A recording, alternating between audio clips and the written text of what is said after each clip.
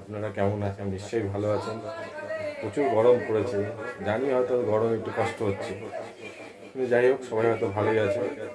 এখন দোকান বন্ধ করবো। আজকে বাড়িতে তো রান্না বান্না করা হয়নি, কারণ শ্বশুরবাড়িতে নিমন্ত্রণ আছে, তাই যাই শ্বশুরবাড়িতে।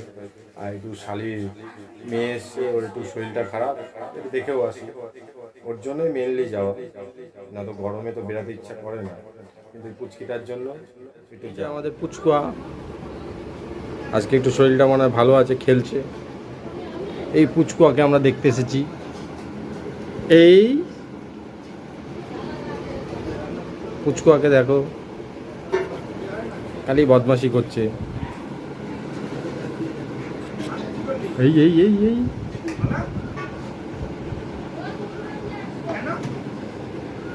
পুচকুয়া দেখো, ফোনের দিকে এক ধাসে তাকিয়ে আছে।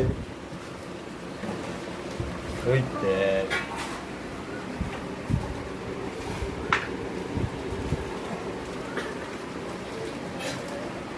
কি করছে রে?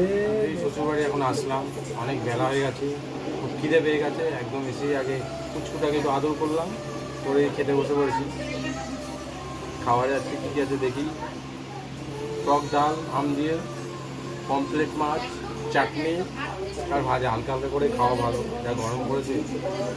বলেছি অল্পই রান্না করতে। যাই হোক, খেয়ে নিই, আবার দেখা হবে।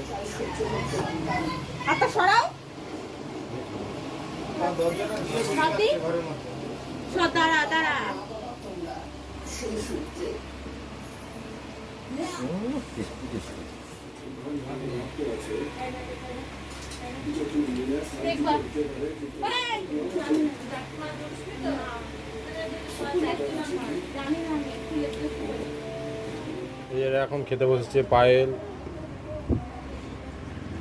এ বিপাশা,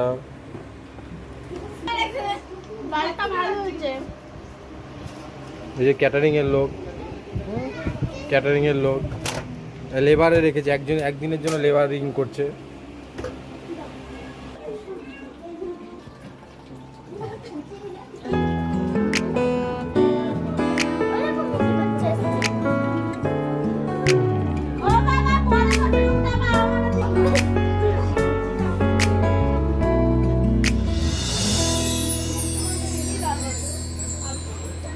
কি ভাই, এদের কি আর খাবার ফাওয়ার দিচ্ছে না? না দেখো না, বসে আছি, মাছই দিচ্ছে না। ডাল খেয়ে বসে আছি, লেবার আমাদের মাছ নেই। আরে তাড়াতাড়ি, মায়না কিন্তু দেওয়া হবে না। মনে ভাবছে আজকে ডাল দিয়ে আমাদেরকে বাড়ি পাঠিয়ে দেবে, আর ওরা নিজেরাই খাবে না। দাও মাছ দে। আরে আমাকে কি লাগিছে? ও ভাতের সাথে মাছের সাথে জলের বোতল ফ্রি দিচ্ছে। আমাকেও ভাত দাও। পরিবেশন ভালো না, তাহলে তুই আর খাইয়ের মধ্যে নিয়ে নে। আর একটু ঝোল দে আর ভাত দে। আগে এখানে বসে আছে, বাবার সাথে রাগ করে খেতেই যাচ্ছে না। দাদা খেতে চলো।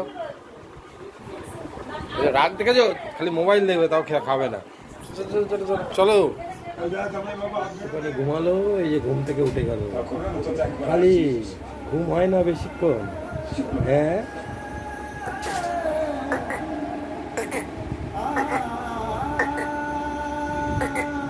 আরাম করছি, অনেক খাওয়া হয়ে গেছে।